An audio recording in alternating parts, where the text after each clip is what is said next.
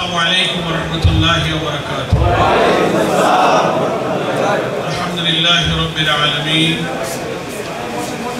الصلاة والسلام على سيد المرسلين وعلى آله وصحبه أجمعين. বাংলাদেশ জামাত ইসলামী নারায়ণগঞ্জ মহানগরী শাখার উদ্যোগে থানা মজলিসে শুরার সদস্যদের এই সম্মেলনের সংগ্রামী সভাপতি, মহানগরী সংগ্রামী আমির, কেন্দ্রীয় কর্মপরিষদ সদস্য,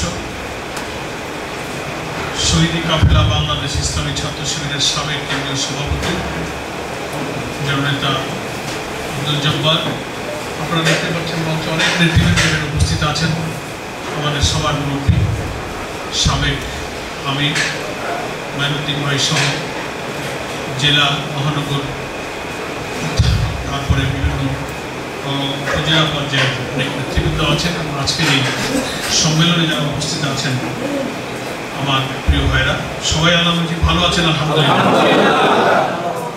অনেকদিন পর আপনাদের সঙ্গে এরকম একটা সাংগঠনিক সম্মেলনে আমার আল্লাহ তাআলা মিলিত হওয়ার তৌফিক দিলেন। সেজন্য আল্লাহ তাআলার দরবারে আমি প্রাণ ভরে শুকরিয়া আদায় করছি, আলহামদুলিল্লাহ। দেশের পরিস্থিতি নিয়ে প্রথম উপস্থিত একটু কথা বলি, তারপরে আমাদের মূল আলোচ্য বিষয়ের দিকে আমরা ইনশাআল্লাহ ফিরে যাব, যদি আল্লাহ তৌফিক দান করেন। সবাই আপনারা অনুভব করেন জুলাই 24-এর যে গণ অভ্যুত্থানের মধ্য দিয়ে আমরা নতুন বাংলাদেশের যে স্বপ্ন দেখছি,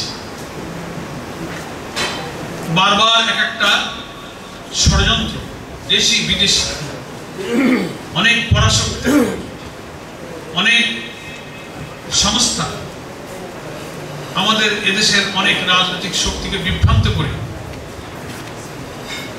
এবং পতিত স্বৈরাচারকে পুনর্বাসিত করার জন্য নানান বাহানা তৈরি করে অন্তর্বর্তীকালীন এই সরকারকে সেই পথে এগিয়ে যেতে বারবার বাধা দিচ্ছে।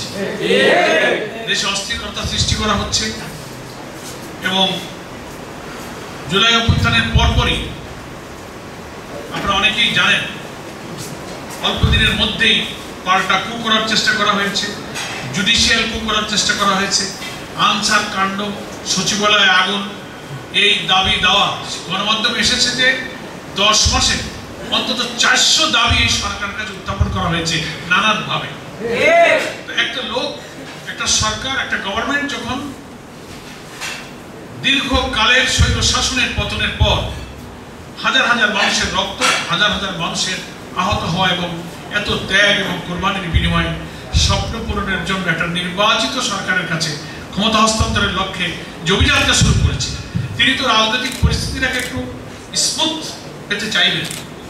বাংলাদেশ জামাত ইসলামী অন্তর্বর্তীকালীন এই সরকারকে প্রতিশ্রুতি দিয়েছে শুরু থেকে যে আমরা এই সরকারকে একটি অবাধ, নিরপেক্ষ, গ্রহণযোগ্য নির্বাচন অনুষ্ঠানে সর্বাত্মক সহযোগিতা করব।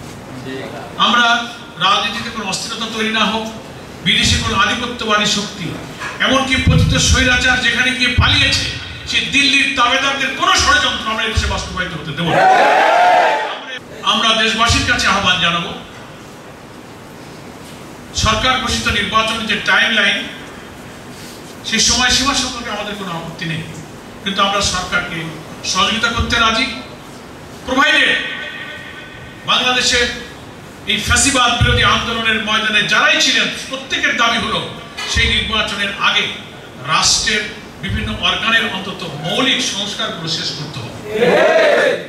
অনেকে বলেন যে সংস্কার এত কি দরকার, সংস্কার আর নির্বাচন তো একসাথে হয় না।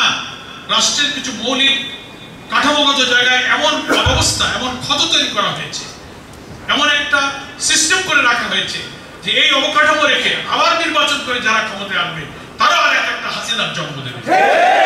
ফ্যাসিবাদের কর্তৃত্ববাদী কোন শাসকের জন্ম হোক, রাষ্ট্রীয় অবকাঠামোকে, সাংবিধানিক কাঠামোকে, জনপ্রশাসনের কাঠামোকে, আমাদের জুডিশিয়ারিকে, অ্যাডমিনিস্ট্রেশনকে, আমাদের পুলিশ অ্যাডমিনিস্ট্রেশন, আমাদের ইলেকট্রাল সিস্টেম, আমাদের দুর্নীতি দমন কমিশন, প্রশাসন, অর্গান, সাংবিধানিক প্রতিষ্ঠান সবকিছুকে দলীয়করণ করে করাপ্ট এবং দুর্নীতিতে আচ্ছাদন করে সব তছনছ করে দেওয়া হয়েছিল।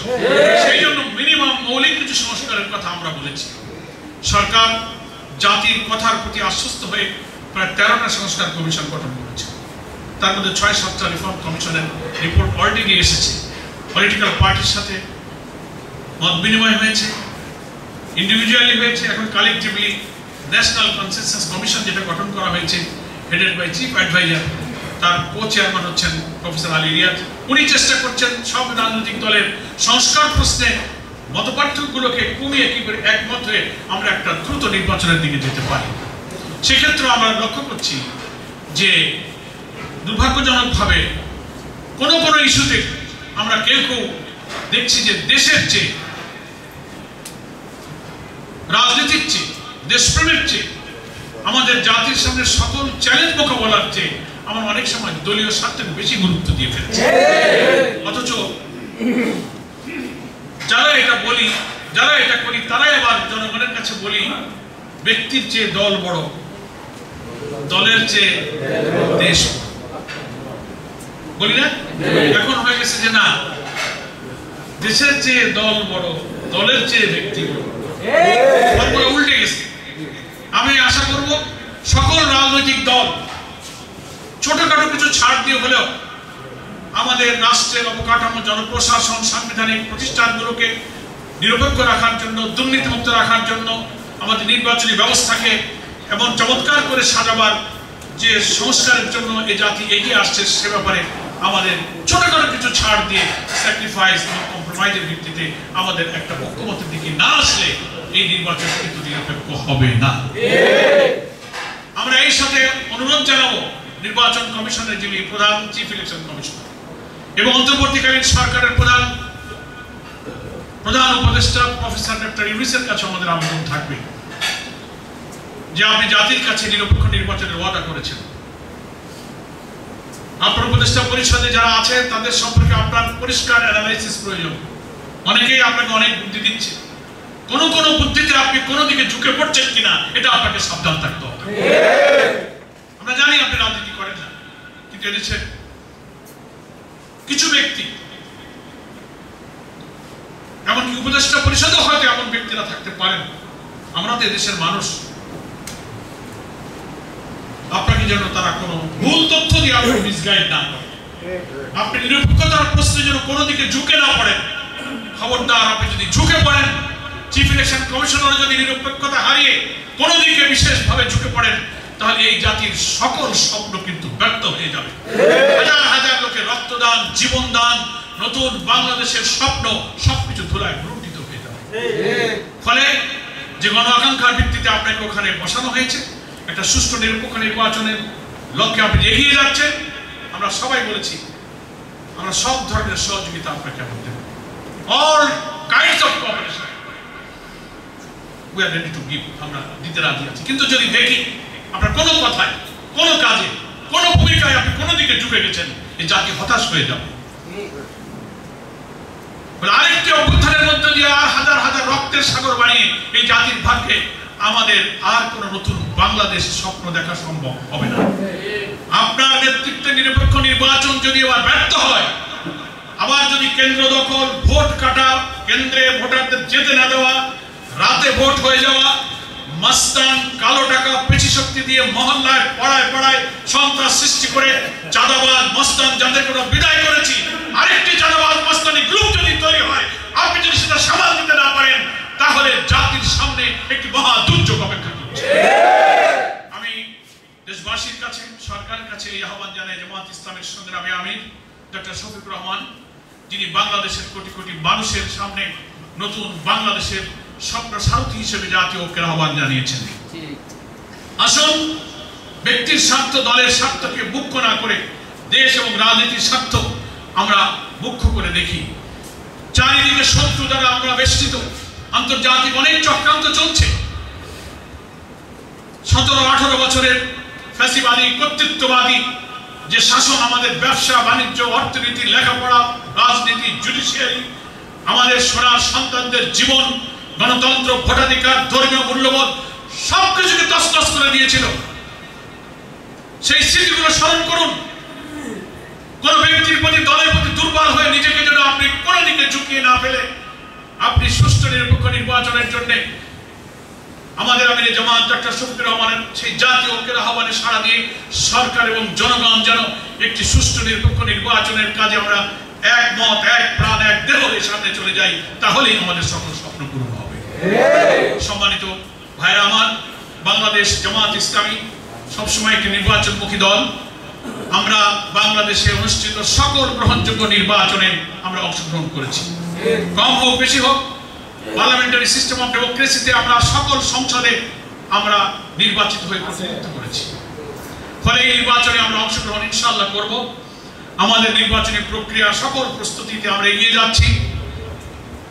আলহামদুলিল্লাহ, বাংলাদেশের ইসলামী দল, আলেম ওলামা, স্কলার, অনেক ছোটখাটো দলের মধ্যে নতুন আরেকটি স্বৈরাচার, আরেকটি কর্তৃত্ববাদী শাসক যেন জন্ম না হয়, সেজন্য একটা সচেতনতা তৈরি হয়ে আমরা একটি জাতীয় ঐক্যের আলামত দেখতে পাচ্ছি। ইনশাআল্লাহ সেই ঐক্যবদ্ধ একটা রাজনৈতিক পরিস্থিতি তৈরি করে খুনি, সন্ত্রাসী, চাঁদাবাজ মুক্ত একটা বৈষম্যহীন, নিরাপদ, মানবিক, ইনসাফপূর্ণ বাংলাদেশ যেন আমরা প্রতিষ্ঠিত করতে পারি, সেই জন্য জাতীয় নির্বাচনে জামাত ইসলামী ইনশাআল্লাহ অংশগ্রহণ করবে। এই নারায়ণগঞ্জে আমরা যে সমস্ত আসনে প্রার্থী মনোনয়ন দিয়েছি, সেই সব প্রার্থীদের জন্য প্রত্যেকটি ওয়ার্ডে ওয়ার্ডে ভোট কেন্দ্রে জনগণের মাঝে ব্যাপক গণসংযোগ করে আমাদের জনমতকে দাঁড়িপাল্লার পক্ষে একটি জোয়ার তৈরি করতে হবে। দাঁড়িপাল্লা হচ্ছে ইনসাফের প্রতীক। এই প্রতীককে বিজয়ী করে জনগণকে ইনসাফ কায়েমের জন্য সুযোগ দিতে হবে। আমরা দেশবাসীকে সেই ইনসাফের এই আন্দোলনে সামিল হওয়ার জন্য উদাত্ত আহ্বান জানাচ্ছি। আমি আবারও বলি, কোন অপশক্তি, কোন চক্রান্তকারী যেন আমাদেরকে সেই কালো যুগে ফিরিয়ে নিয়ে না যায়, যে কালো যুগ থেকে বাঁচার জন্য বহু মানুষ জীবন দিয়েছে। আলেম ওলামা, অনেক মজলুম মানুষ জীবন দিয়েছে। লক্ষ লক্ষ লোককে কারাগারে বিনা অপরাধে আটক রেখে নির্যাতন করা হয়েছে। সেই কালো দিন আর ফিরে আসুক, এটা আমরা চাই না। সেই জন্য আমরা জনগণের কাছে অবাধ নিরপেক্ষ নির্বাচনের সুযোগ দেব। জনগণ যাকে চাইবে স্বাধীনভাবে তারা ভোট দেবে। যা ভোট হবে তার জন্য ভোট গণনা করে প্রত্যেক দলের প্রার্থী সন্তুষ্ট হয়ে সেই ফলাফলের উপরে রাজি থাকতে পারে। সেই বাংলাদেশ নির্মাণের জন্য কিন্তু আমাদের সোনার ছেলেরা রক্ত দিয়েছে। তারা স্লোগান দিয়েছিল, উই ওয়ান্ট জাস্টিস। আবার যদি সেই স্লোগান দিতে হয়, আবার যদি জীবন দিয়ে লেখাপড়া বন্ধ করে, ব্যবসা বন্ধ করে আমাদের দেশকে আবার অচল করে সেই মুক্তির সংগ্রাম আবার করতে হয়, তো আমাদের সামনে কিন্তু মহা দুর্যোগ কিন্তু আর একটা ফিরে আসবে। আমি সরকার প্রধান, নির্বাচন কমিশনের প্রধান, দেশপ্রেমিক সকল জনগণের কাছে ব্যাপারে সচেতন ভূমিকা পালন করার আহ্বান জানিয়ে আমি আজকে এই পর্বে আমার এই বক্তব্য এখানেই শেষ করছি। আল্লাহ হাফেজ। বাংলাদেশ জিন্দাবাদ, জামাত ইসলামী জিন্দাবাদ।